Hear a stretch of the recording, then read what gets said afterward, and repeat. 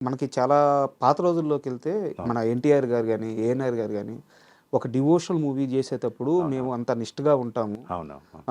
So, మనం ఒక పెద్ద ప్రయత్నం చేస్తున్నప్పుడు అవును. కొంత నెగెటివ్ కూడా వస్తుంటే దాన్ని తట్టుకొని నిలబడగలగాలి. అవునవునవును. చేస్తుంది గొప్ప ప్రయత్నం కాబట్టి అని చెప్పి అవునవును. మనకు చెప్తూ ఉంటారు. అవునవును. ఈ కరెక్ట్. మూవీ మీరు తీస్తుంది గ్రామ దేవత మీద గాని, అవునవును. ఆ శక్తుల గురించి గాని చేస్తున్నారనమాట. అవునవును. సో, చాలా పవర్‌ఫుల్. అవునవును. అండ్ ఈ మూవీ మేకింగ్ టైమ్‌లోనే ఆ ఆ! సినిమా మొత్తం కంప్లీట్ అయిపోయినాక ప్రివ్యూ చూస్తేనే ఈ సినిమా దర్శకుడు కూడా చనిపోవడం జరిగింది. అవునండి. ఇది చాలా బాధాకరమైన విషయం అన్న. ఇది చెప్పాల్సిందేంటంటే 'రాంబాబు' గారు అవును. డైరెక్టరు. ఆయన నిజంగా ఆహ్, ఈ సినిమా మీద చాలా హోప్స్ ఆయనకు. హ్మ్.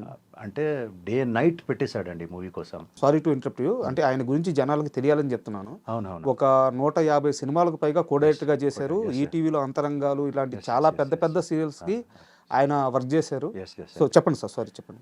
ఇంకోటేంటంటే సార్, నాట్ యాజ్ ఏ అంటే డైరెక్టర్‌గా కాకుండా ఒక చాలా సున్నితమైన మనసు కలిగిన మనిషి అతను. మనిషి అతను. ఓకే.